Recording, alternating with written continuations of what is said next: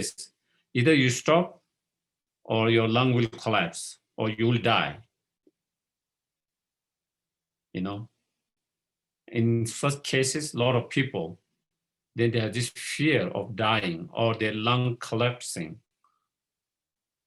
having that kind of chronic illness of lung problems. And because of that fear, they are able to stop. I have met quite a few people who have said they stop smoking or drinking because doctor says, if you don't stop, you are going to die. Of course, not saying you are going to die, we all are going to die. So in not that case, but you are going to die due to that sickness. You will get that sickness and that quickly you will die. So that was kind of awakening moment. And that the fear of that kind of sickness and dying kind of inspired them, give them kind of determinations, willpower to stop something which was unhealthy.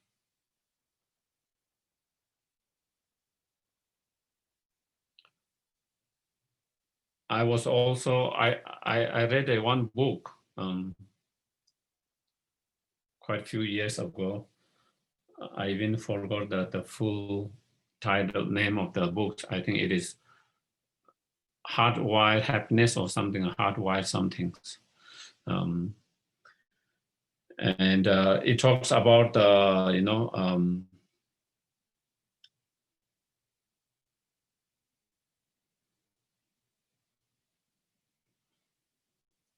how our mind gets attracted to the negative thing very easily and also remain in our mind the memory of those strongly, whereas good things, it doesn't attract our mind very quickly.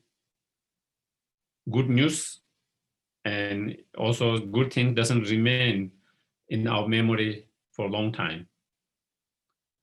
And I think that is true, when you look at that, we have so much good memories in our life, but we might have few instances of bad memory, and those are very clear in our mind, and good are not there, and I always wonder why it is, and also, if you look at news, if you are reading a news headlines, there are many good things, it doesn't attract so much, but there is one bad thing, someone shot, someone stole, your attention immediately go there,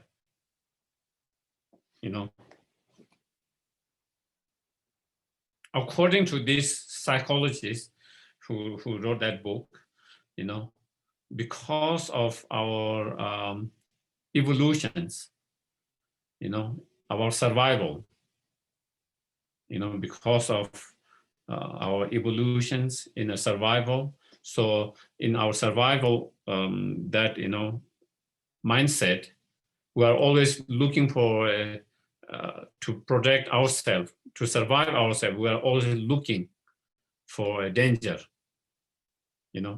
whether there is danger or not. Because if you are not attentive, looking for that danger, then, just like you see in wild animal world, so then your life might be the end of your life. So he says, still that even though it is not required now for we human beings, but still is part of that evolutions of the survival. That is why, and it was interesting, for me, it was interesting to see that. So what I'm trying to say is, in that cases, the fear of life for the animals and the evolution of that help them to be safe, to protect themselves, to keep them from our danger,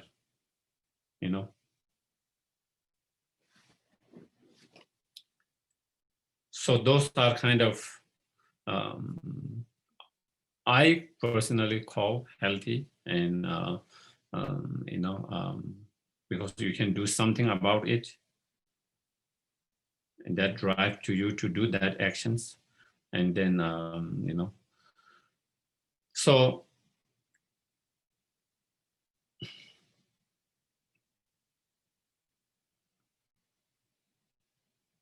And of course, I'm going to talk also more of fear of the dead as well, because also that is one of the big issues. And especially again, in this time, I think there is a lot of that too, because we see so many people dying, days, thousands, and due to the COVID, not only other cases, but also due to the COVID and pandemic. And so, there is also that part, probably among most of the fear of the dead is one of the most strongest, and that is also very kind of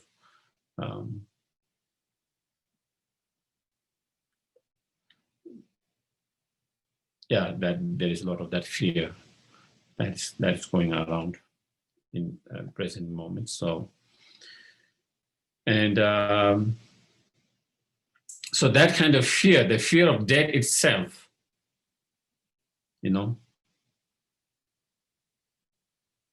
is not a healthy, because you can't do anything about it. You can't stop from dying. Of course, maybe the fear of having the COVID make you to be more careful, to be more careful, cautious in terms of, social distance, masks, and all other things that we need to take care of, because we don't want to get that, So, but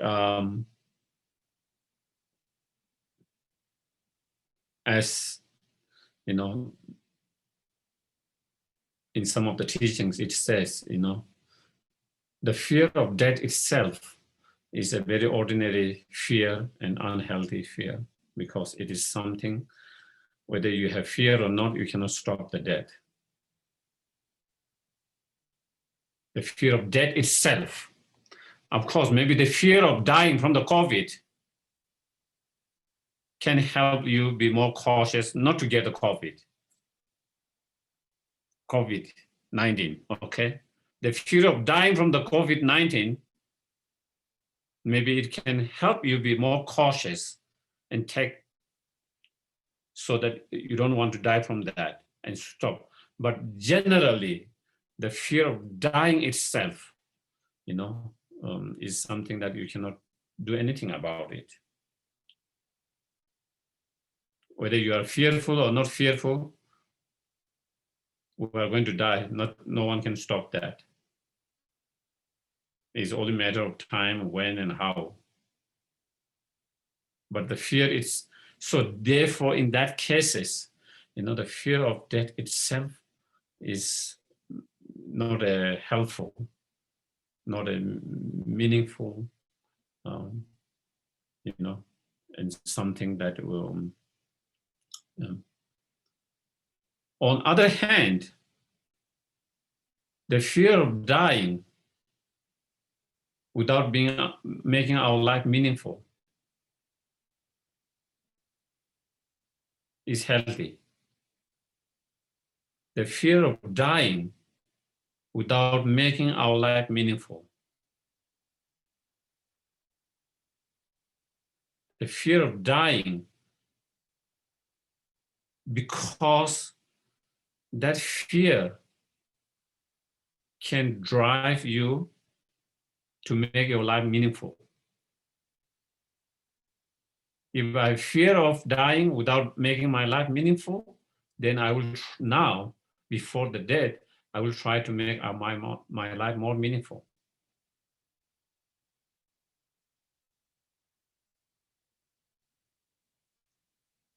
So that kind of fear is healthy because your life can be made meaningful. And that fear drives you to make your life meaningful.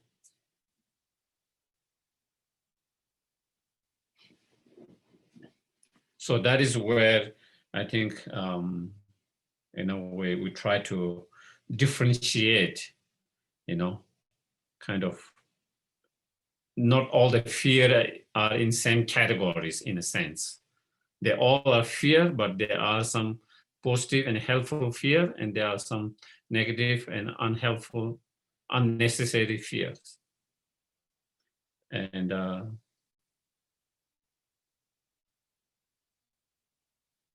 so first, I wanted to kind of describe those two different types of fear, to recognize that there could be some helpful fear and some unhelpful fear. Hmm?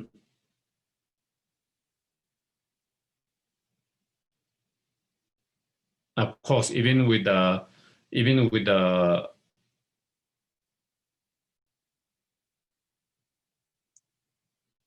okay, maybe. So then, how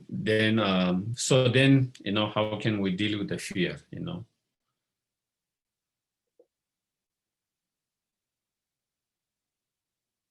Dealing with the fear, like everything else, like every emotions,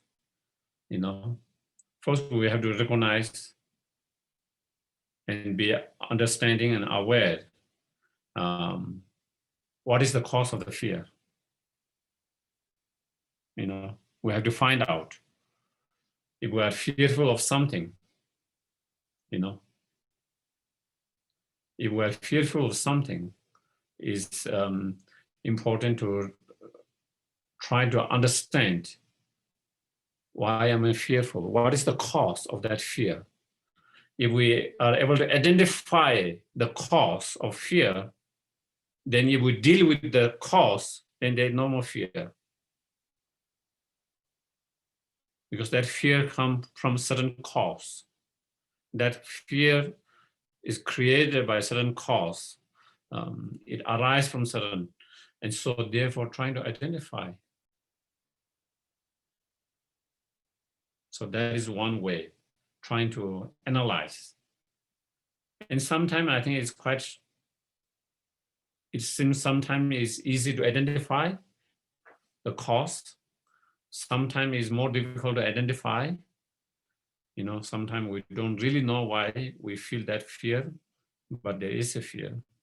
And so sometimes it could be, something we are unable to identify, but we are carrying from our,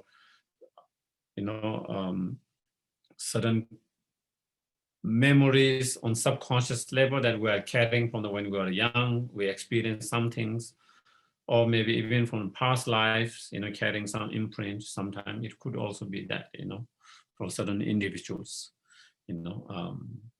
so those will be more difficult to kind of deal with, immediately, then definitely then we have to purify the negative karma if it's coming from the past, to purify the imprint and negative karma from past. If it is something that we are carrying that because of because when we are young, something happens, and on subconscious level we are carrying that, and then that is triggering us something to be fearful of some things. So and then we have to deal with that.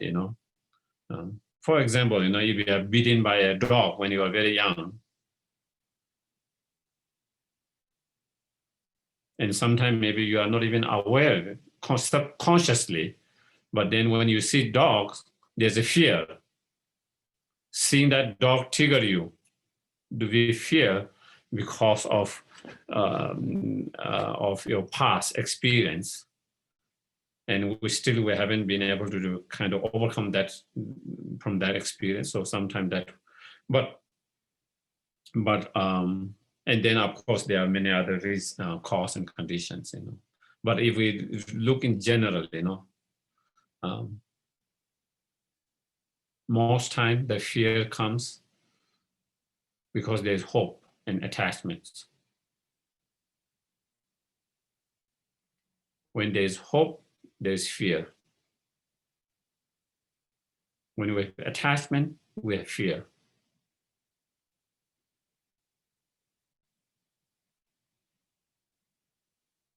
You know, when we have attached to something, then we don't want to lose that. So there's fear of losing that. And all the things that I described before, you know, whether it's the fear of our relationship, when you are attached to our relationship, because we want to hold on that, we don't want to lose that. And so therefore there's fear of losing that. You know, we have fear of losing someone who is dear in our life because we're attached to them and we don't want to lose them. And so there is a fear of losing them, you know. Same with our wealth, same with our reputations, same with our life. Because we're attached to our life, we don't want to lose our life. So there is fear of losing that. Therefore, there's a fear of death. Why? Because we're attached to it. And because we're attached to it, we don't want to lose it. So that is one of the main cause of most of the fear, you know. If you go deeper level, of course, on a surface level, there could be many other causes. But if you go more deeper, then, you know, most time it is the attachment, you know. Even in my room, if there's nothing valuable that I'm attached to, even if I keep my doors open all the time, I wouldn't have fear of someone going inside taking something. But if I have something valuable which I'm attached to, then I could have a fear when it's not closed. And if you see someone passing by.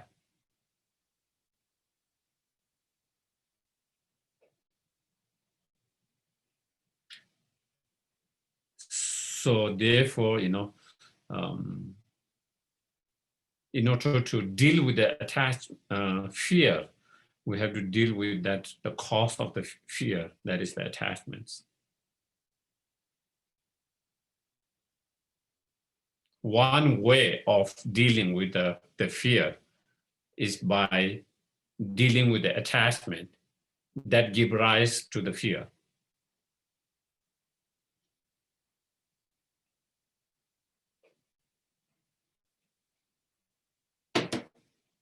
You know, if we don't have attachment, that doesn't mean we don't have any concern. We can still, if someone can still have a concern, love, compassion to your dear ones, near ones, and others.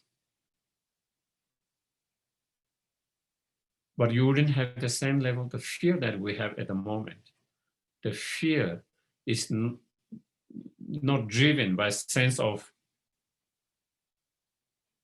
love, compassion, and concern, but is more driven by our attachment of not wanting to lose it.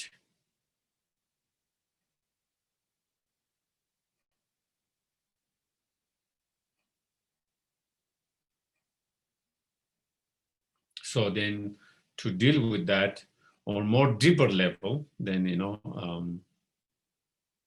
we need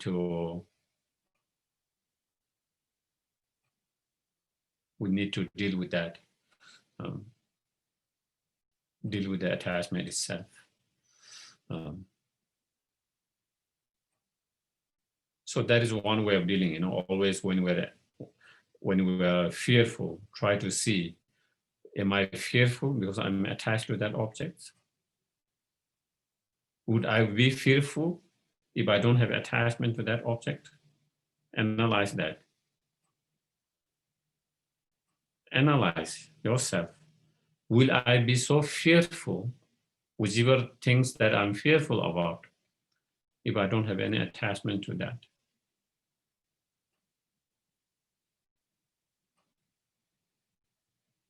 Through that, then maybe we might be able to understand where the fear comes from, whether it's coming from attachment or not. Mm-hmm.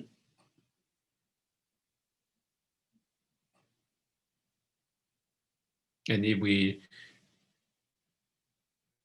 notice and if we are aware that it is coming from attachment, then we have to really work with that attachment, work with that particular attachment that's giving rise to that fear. Mm. And of course, working with the attachments, then of course there are many different practices, practices, different meditations,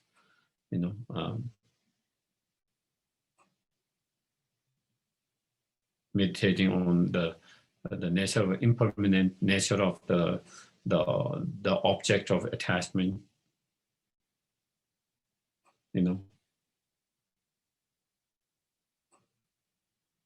impermanent nature of the object of attachments. Essence-less of the nature of the object of the attachments, there's no real true essence in the object that we are so attached to, and then meditating on the emptiness of the object of the attachment,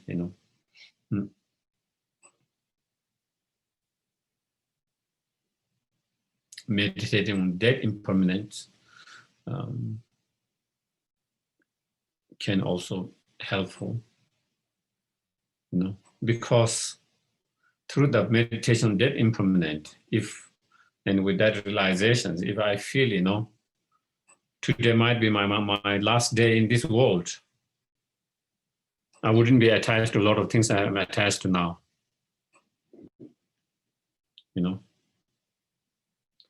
If there is a sense of really feeling because of that realizations, if there's this real sense of true feeling that today could be my last day in this world, or tomorrow, or next week, next month, then, a lot of attachment that we have with so many things, we wouldn't be so attached to all of those things.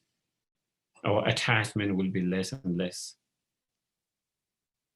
But when I think I'm not going to die for 1 year, 10 years, 20 years, 30 years, then I need, I need this, I need this, I need that, all this, then, then my attachment increases. And so many objects, more and more objects for my attachments. Then I feel like I need this, I need this, I need this, I need this, all of that. But when you when you really feel today might be my last day, then you feel there's nothing really I needed.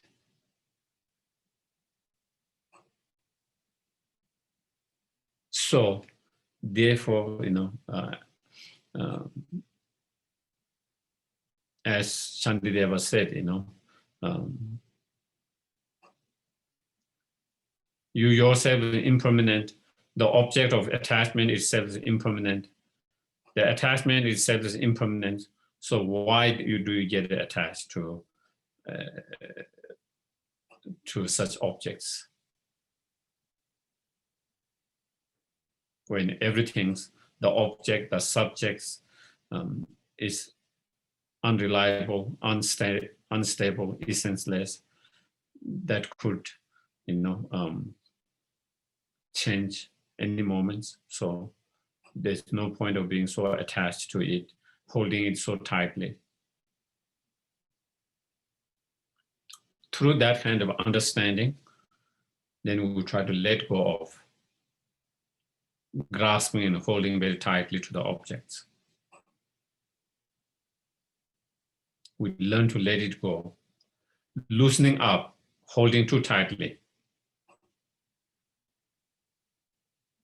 At the moment, due to our attachment, we are trying to grasp and hold on the object of our attachment very tightly, very tightly.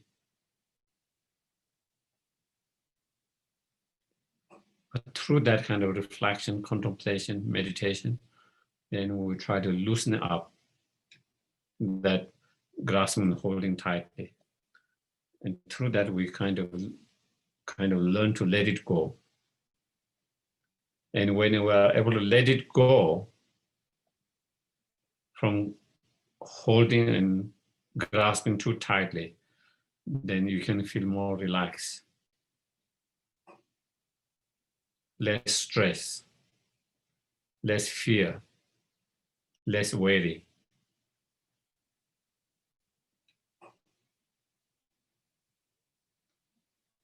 Less stress, less fear, less worry.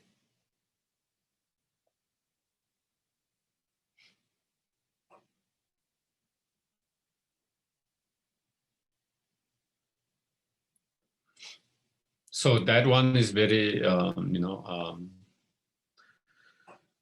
then, another practice meditation that might be helpful, in dealing with our fear, is whenever any kind of fear arises, instead of focusing on the fear itself, we'll try to focus on the breath. And if you can focus on the breath for certain moments, 5-10 minutes, then, that fear can settle down.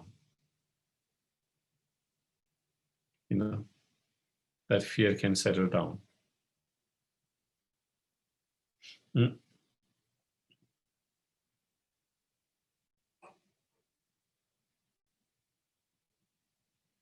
The more we pay more attention to the fear, the more stronger we feel it.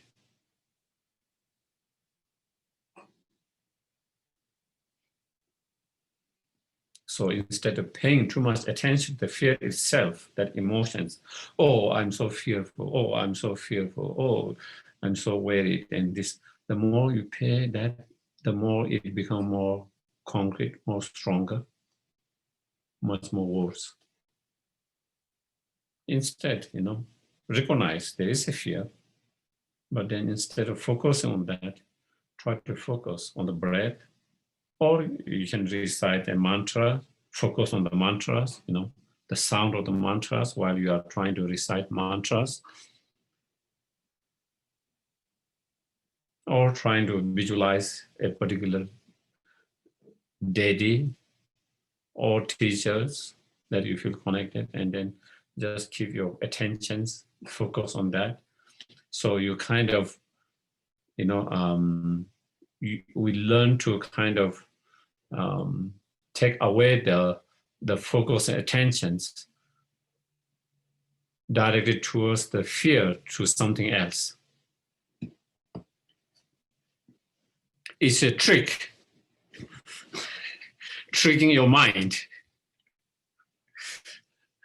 It's like giving a treat to your dogs, or your cat, to trick them.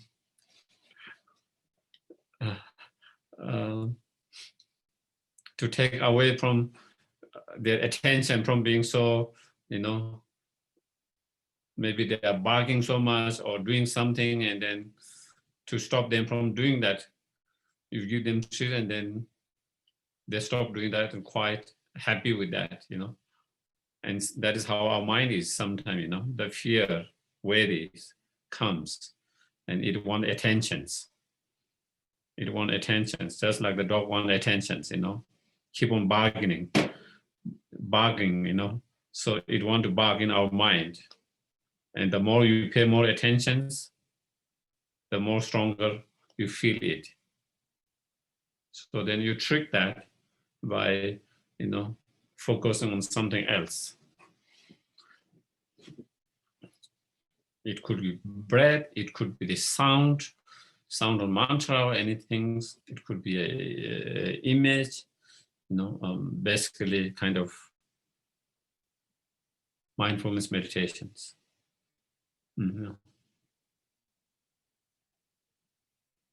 So that is one way of dealing with the immediately kind of with the emotion itself, to kind of, especially when you are feeling very strong about it, when it's very strong,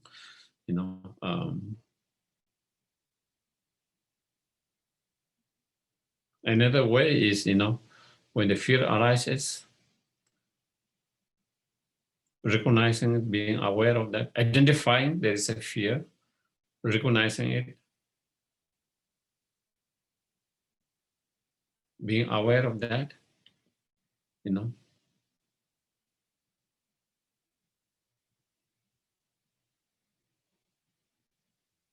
But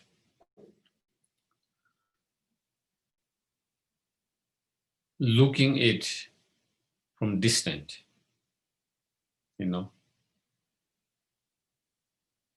like a lot of time, whether we are fearful, whether we are worried, whether we are angry, sometimes we are in the kind of middle of it. Like I'm angry and you become angry.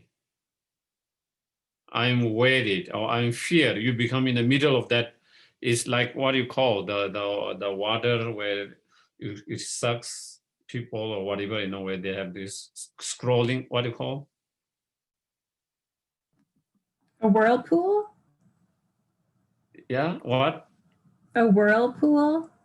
I think that one, yeah. Like you have to be careful, you don't want to be there. It can suck you, I remember one monk died when we were very young, trying to swim in some places where it was such places, So sometimes when we are in the midst of that, then you are in the midst of that, and then you struggles, But instead, we learn to look from distant. So you see the water there, and so you keep the distance, You see the danger there, and then you keep the distance. So we know there's the fear, but you distant, you look from distant. Oh, there is fear. Recognizing, being aware of it, but looking from distant and not fueling it, Not fueling with all these endless waves or chains of thoughts, other thoughts.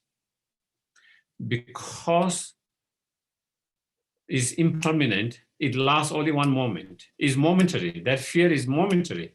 It only lasts one moment. The problem is we keep on fueling it. The problem is that we keep on, with the chains or the waves of thought after thought after thought, creating the stories. And that keep that fear alive. But if we learn to just recognize that it is there, but not fuel it, not trying to give too much thought with many other thoughts and that, then it comes and it goes. It comes and it goes. So it doesn't bother you so much.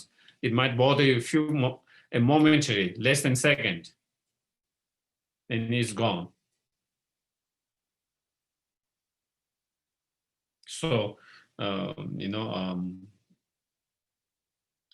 once we recognize, a lot of time, whatever emotion it is, of course, here we are talking about the fear. What keeps those emotions for long duration is not because they last long duration, but because we are fueling it. We keep on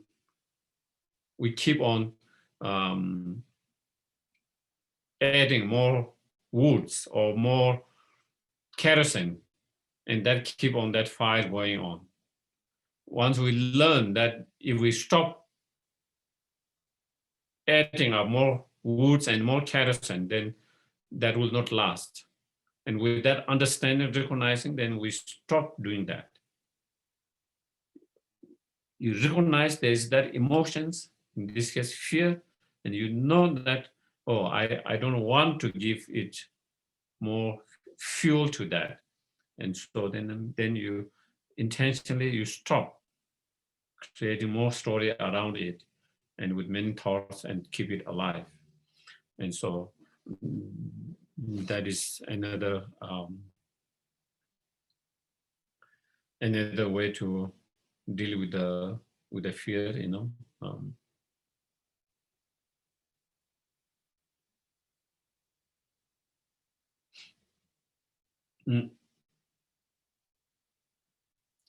Simply just observing and being aware of it.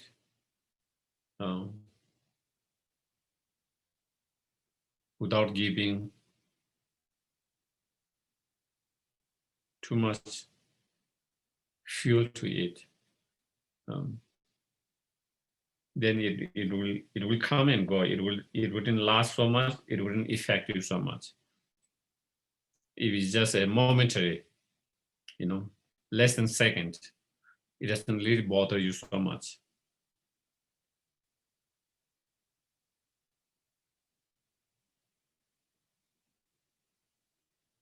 Because you know that is impermanent, and impermanent, any impermanent object, you know, especially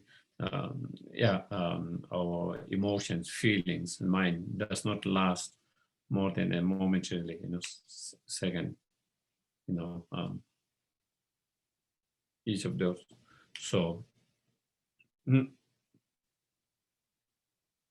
so that is another way of trying to deal with that.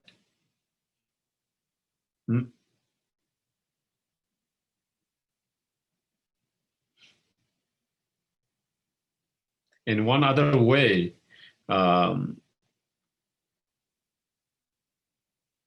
is when there's a fear, looking at the very nature of the fear itself.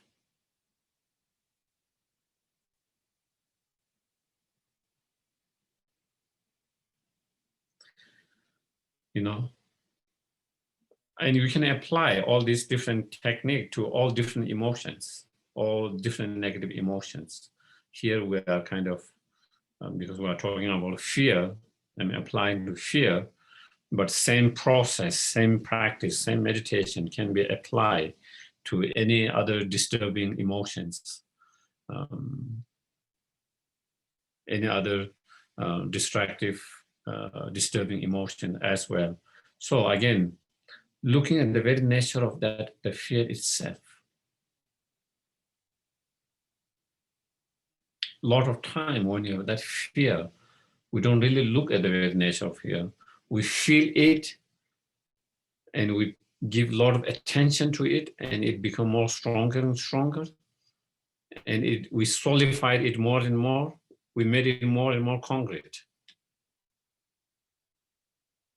And as it becomes more solidified, more concretized, I don't know, concretized is that, made it more concrete, you know, then it becomes more stronger. You feel more stronger, more strong, more intense.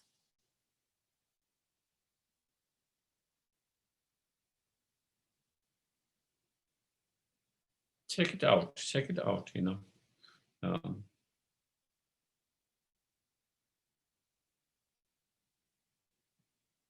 So then, you know, we try to analyze, what is that fear that I'm feeling so strongly now? What is that fear? Where is that fear?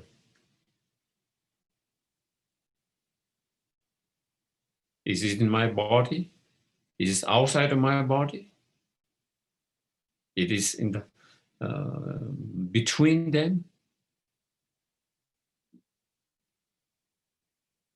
Does it have a shape? Does it have a color? Does it have a size?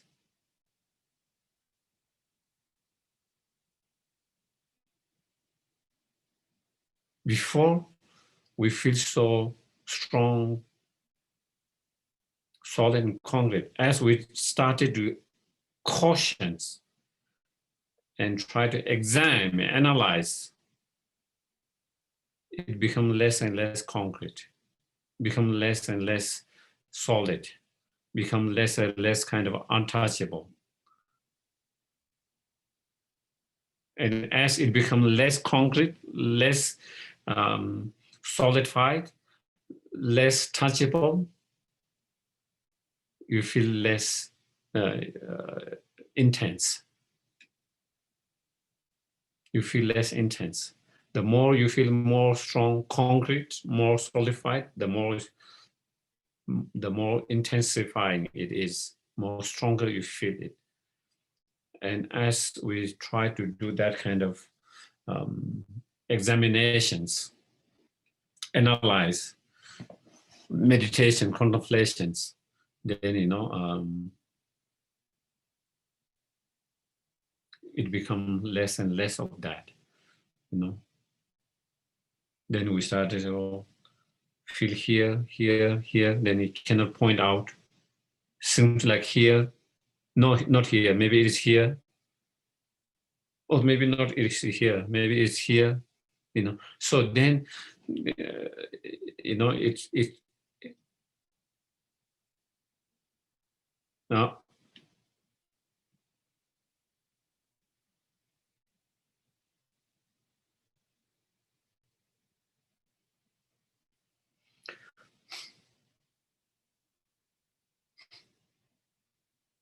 And then, even if we were to kind of find in a, if we, as we do that kind of analyze and we feel like it is in the mind,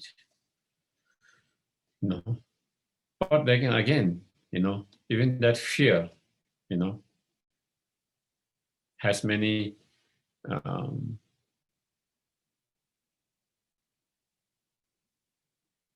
you can say characteristic qualities of, it is made of many parts or qualities, and so like any other emotion, any other mind or mental factors, the fear also is made of many characteristic or qualities. So there is a qualities of being,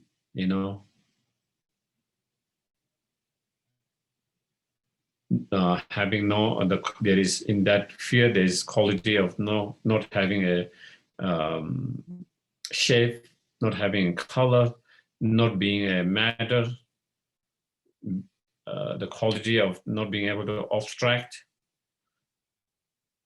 and to touch, the quality of clarity, the quality of awareness. So which of this quality is that fear? Is the quality of that fear's unobstructive quality? Is that the fear? Is that non-physical matter quality of that fear? Is that non-shape quality of the fear? Is the non-color quality of that the fear of the fear? Is the non-shape?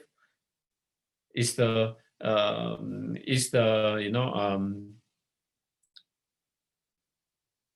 the clarity quality of that fear? The fear is the quality awareness quality of that the fear. When you do that analysis, it's known if each of all these qualities of the fear then is not one fear, then you have many fears in that moment. Each of them is fear. It can't be. It's one fear, But if you find it, each of those different quality that is made of that fear, each of them is not. Otherwise, there will be, in one instant of one fear, there will be too many fears.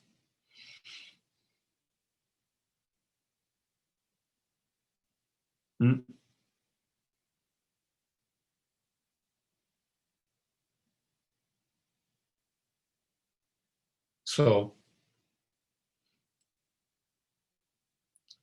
and even supposedly, sometimes we feel, maybe the clarity and awareness in that qualities. Even that qualities, is still made of, whether that qualities of awareness, or clarity and awareness, even that is made of many, many moments.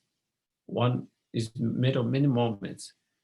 Is each of those moments that if each of those moments, again, there will be, in one moment, there will be too many moments. Or one fear, too many moments. If, for example, let's say a glass, mirror glass, okay? Mirror glass, okay? It has the ability to reflect the objects. So also in our mind, all different mind mental factors, including the fear, it has that clarity, qualities to reflect the objects into that mind. But when you kind of break that mirror into pieces, then in each of these pieces, the whole object cannot reflect in that. Only when you put all the pieces together, then there is the ability for that object to able to reflect in that. But in each of those small pieces, then, if I have a small pieces of that mirror glass here, the computer here cannot reflect totally into that, And so therefore, if it cannot reflect the objects into each of these, then that cannot be the subject, the what we hear in this case, the fear. So when you do that kind of analysis, examination, then there's nothing to hold on and to point and see, oh, this is the fear.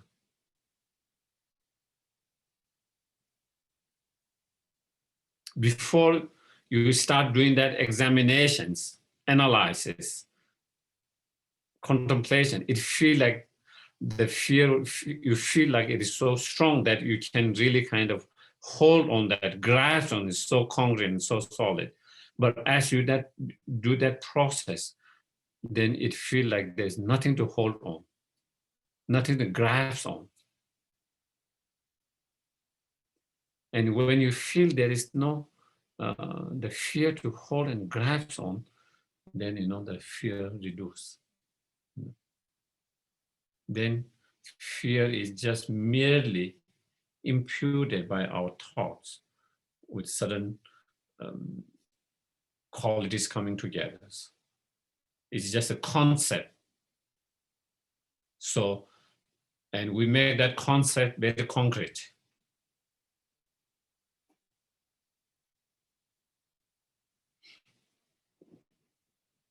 So that kind of analysis can help,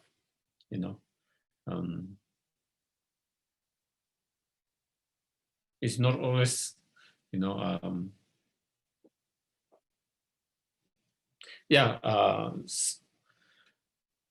me, it helps sometimes when I do that kind of process, that kind of exercise, analysis, some emotions kind of suddenly arises and bother, whether it's the worry, whether it's the fear, whether it's any other emotions. And then sometimes I try to do that kind of exercise that kind of analysis, examinations, and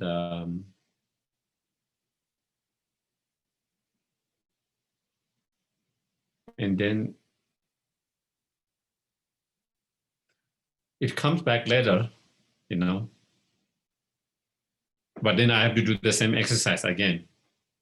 Each time it comes, I have to do the exercise. But that moment, whatever emotions is bothering me, when I do it, that very moment, when your analyze is strong, then it really kind of disappear. It does disappear. But the things it come back later. So again, we have to do it until we have really, of course, when we have really realization of emptiness all the time, then of course it's not like it will come back again and again like at the moment. But at the moment we don't have that realization. So therefore, when we engage in that meditation, that practice, it kind of subsides. It becomes weak. It disappears. But still, it is still there, so it might come later. So again, we might have to do the same exercise each time it arises, each time it comes. But definitely, it helps in that very moment.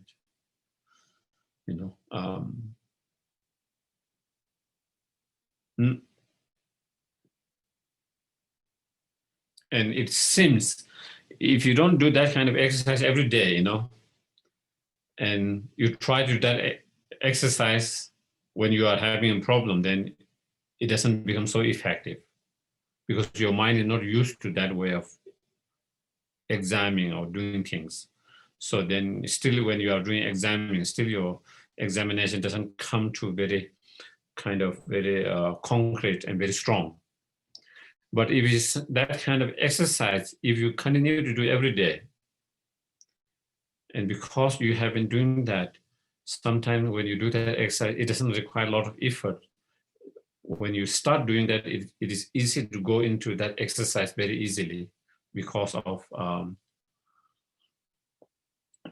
easy to go in that moods and that moment and that because of your familiarity, because that is something that you have been doing repeatedly, familiarize that, so that is one thing, again, we have to and that will be the same with any kind of meditation, any kind of practice, even with some of the other mindfulness practice we talk about. If someone is not doing that kind of meditations, and then when they have that emotion, strong emotions, and you ask them to do just focus on breath, they cannot focus. They try to focus on breath, but their mind will go towards that, whatever is bothering them. Because they are not used to that. They are not familiar with that practice. But someone who is very familiar with that, then they start sitting and just focus on the breath, and they can really go into that. And when they can really go into that, focusing to be able to focus on the breath, then all the other thoughts, emotions, then subside and kind of dissolve. But someone who doesn't do that very often, it will be not easy to do that, have the same effect. And same with this, looking at the very nature of the fear itself, the same, that kind of. And sometimes, you do the fear, you can also do the same exercise with yourself, who is fearful. Who is me, who is fearful? Who am I? What is me? What am I who is fearful?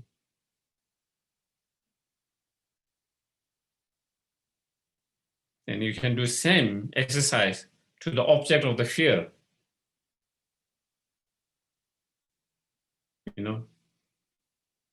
Whatever object that you are fearful of, again, looking at the very nature of that object of the fear itself. not fear itself, the object of the fear, you know. And when we do that kind of exercise, then it can be,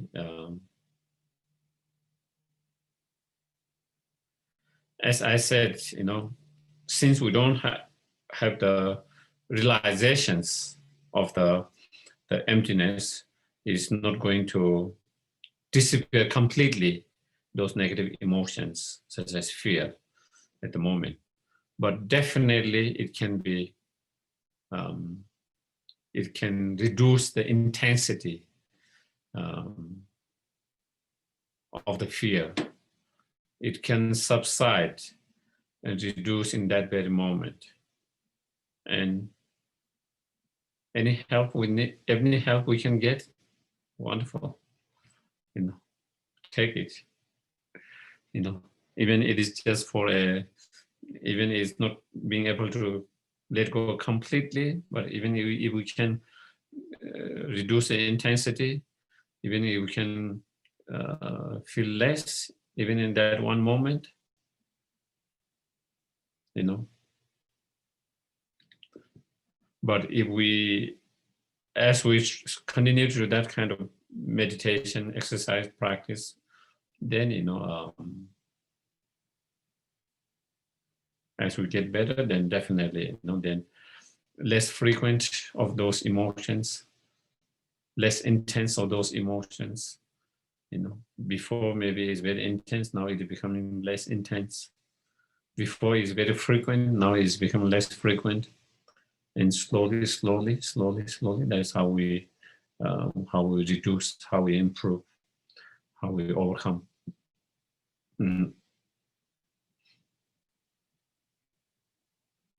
So I think these are some of the things I wanted to kind of discuss. Let me see what I wanted to discuss, other things.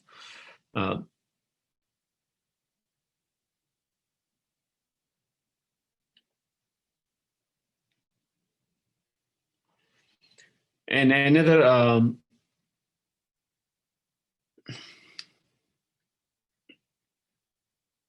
another analysis that His Holiness always kind of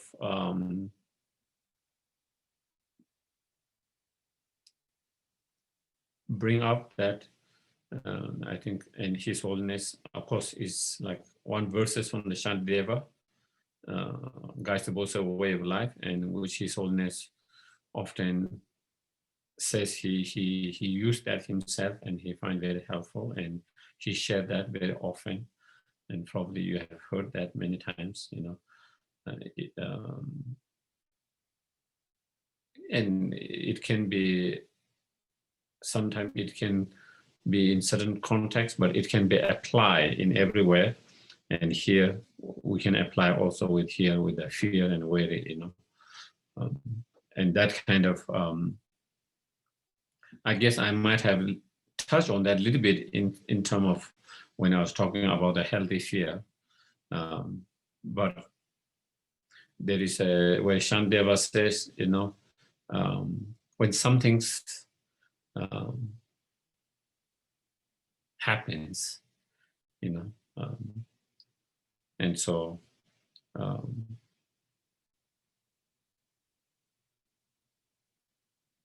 and because of that event or situations,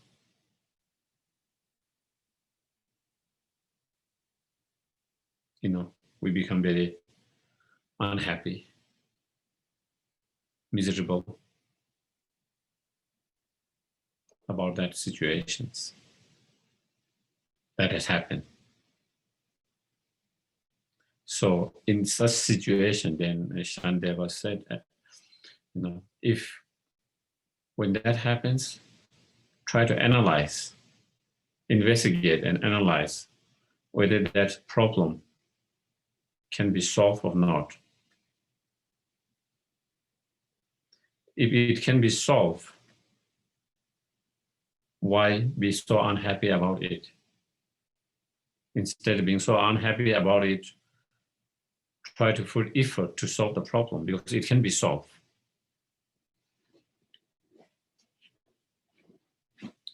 And if it is something that it cannot be solved, then why be so unhappy about it? There's nothing you can do it. So why be so unhappy about it? Because there's nothing you can do it. So we apply that same to the fear, If we are fearful of something, trying to analyze, investigate, can that be whatever I'm fearful of? Can that be solved?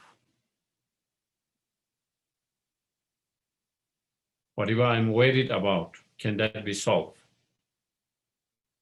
If it's something that can be solved, then why worry about it? Why be fearful about it?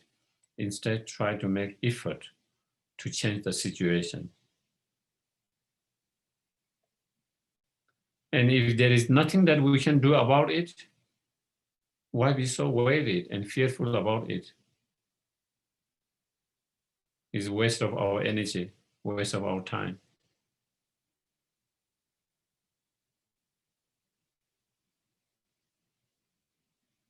And I think applying that in our present situation is helpful.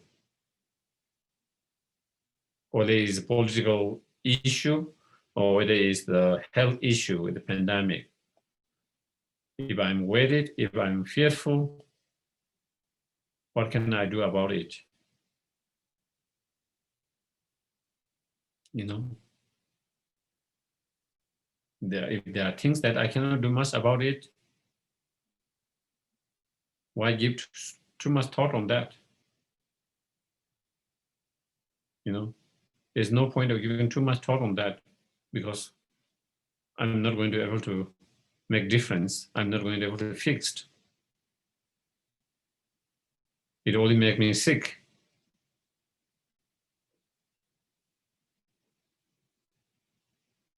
If there is something I can do about it, then instead of being so much in that fear and worry, I must act. I must engage and act to make the change. So I think applying that same analysis, here is, I think, helpful and beneficial.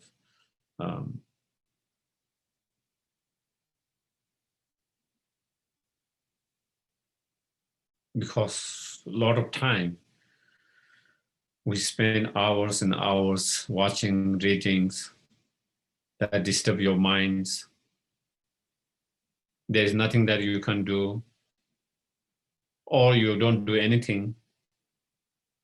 So then it just drag and it just sucks your energy, make you negative, depressed,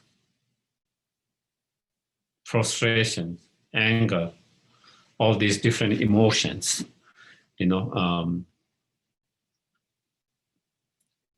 but there's nothing that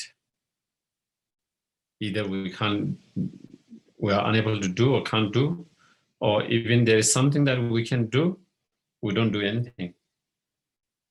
Just watch, read, and get upset, frustrated, angry.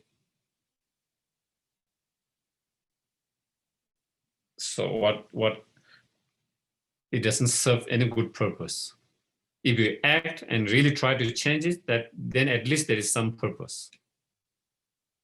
But a lot of time, you just read, watch, and that is, your mind is kind of stirred up like this all the time. That's all we do, and it sucks all our energy.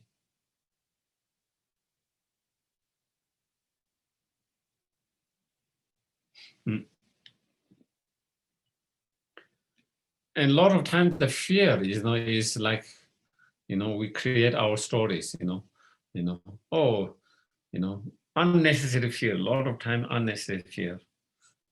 We don't know what is happening, but we just create our own stories. Or it could happen this and that, and on the basis of that, then all the fear arises. Isn't it? A lot of time we do that, things could go this way, that way. We don't know, this way, right, left, center. But then in our mind, we think, oh, it's going to go this right way. And that is something you don't like. So it's going to go the right way. And you have all the coming, all the reasoning and all this, oh, and this and that. And then create our own stories. And then on the basis of our stories, then create all this fear and weight.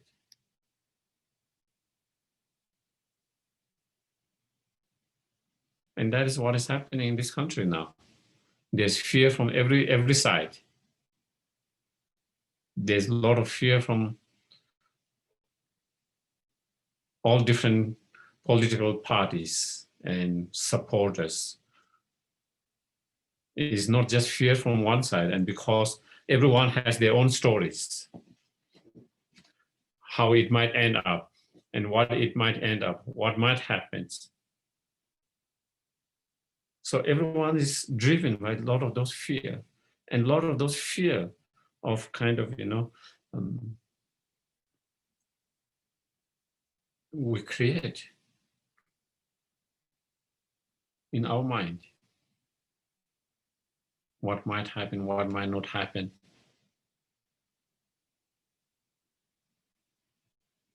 Assumptions, speculations. On the basis of many of that, then a lot of fear, a lot of anxiety.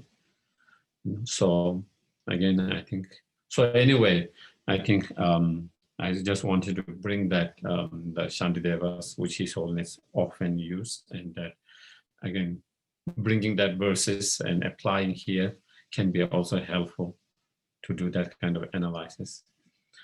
So with that, maybe I will conclude today's talk. I've been going blah, blah so much. So then I can take a couple of questions. If anyone has questions or comments, most welcome. You can either unmute it or you can send by the chat if you feel shy to ask directly. You can send it in chat. So I have a question. yes. Did you say the verse number? That verse, I think that is in chapter 6, yeah? I think it was in chapter 6 yeah, I think it is in chapter 6 of, Okay. on the patience chapter. That helps. And within that,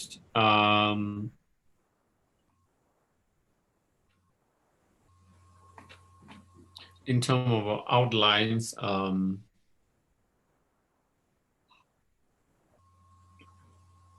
I think within then there is 3 patience, the patience to someone who is harming you, and the patience towards the suffering and difficulties, and the patience towards the Dhamma practice. And then within that is, I think it is within the section where it is engaged in practice towards the suffering and the difficulties. And within that outline, I think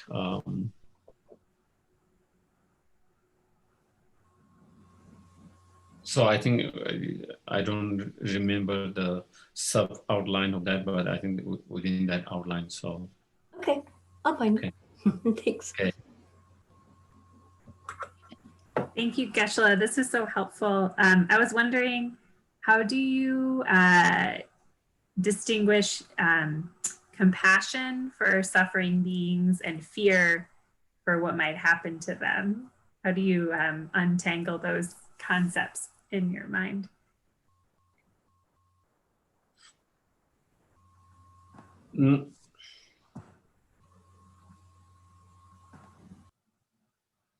I think if true compassions, there will be concern about others' well-being.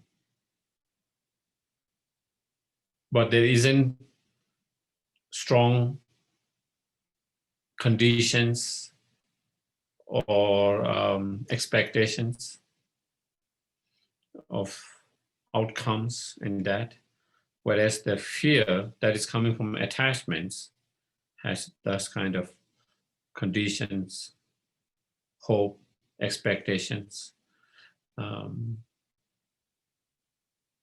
So you know,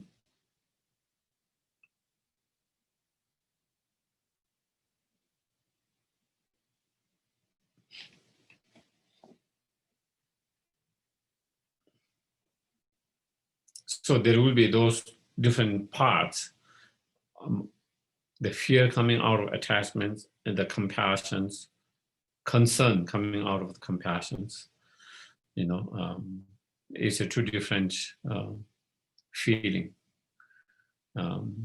One has expectations, conditions, hope. The other one does not have that. Is simply because they are sentient beings, simply because we don't want to see any sentient beings, pain and sufferings. And so we have concern for their well-beings, but there is no kind of clinging, grasping to that, you know. Whereas the fear that comes out of attachment, there's sense of clinging and grasping to the outcomes, you know. In the compassions, there's no grasping and holding of that outcome. Of course, we will wish they have better outcomes, and you have concern and better outcome well-being, but you don't have that kind of strong holding and grasping, you know.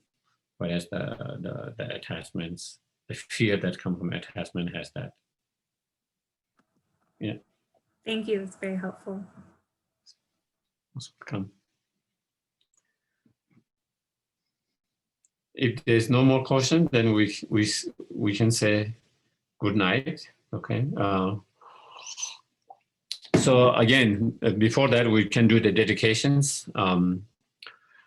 Thank you, everyone, for your patience and for giving your time, your precious time. So, and again, it's so nice to see all of you.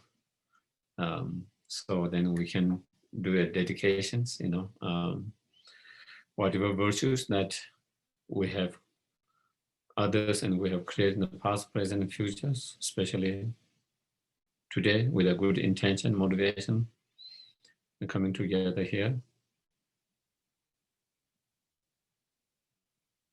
May ourselves and all sentient beings, and especially the leaders in the world, in this country, be able to develop more love, more compassion, more bodhichitta mind, more wisdom.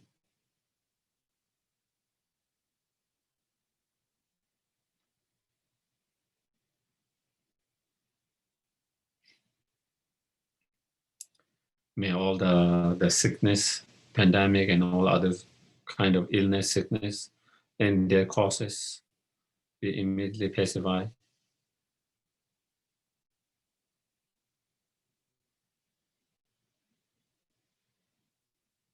May all the, you know, anger, frustrations, fear, worry that is going in the world due to this pandemic, uncertainty, especially in this country, as well as due to the political situations.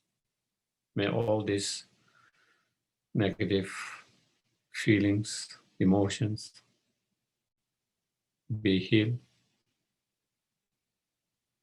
subside,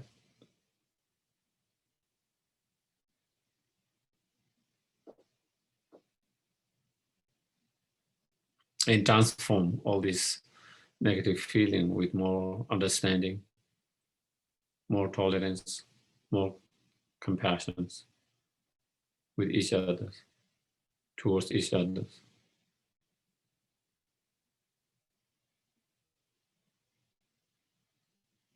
and may we be able to actualize fully enlightened states as soon as possible and liberate all sentient beings to that enlightened state.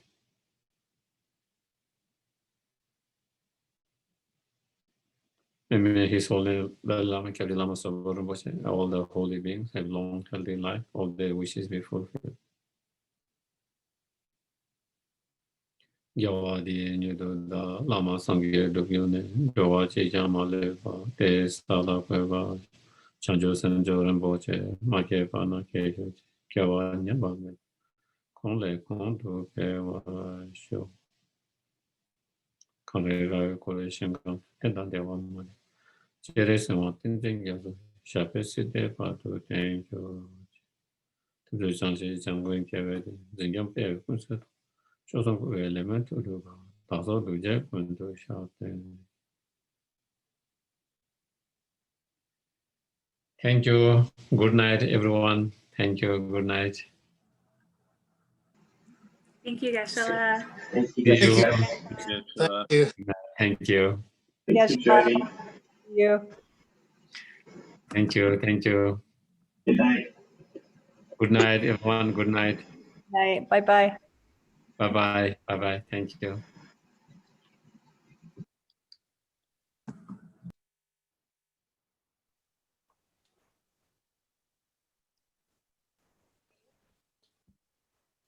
Night, everybody. Hey, Heather, are you in New Mexico?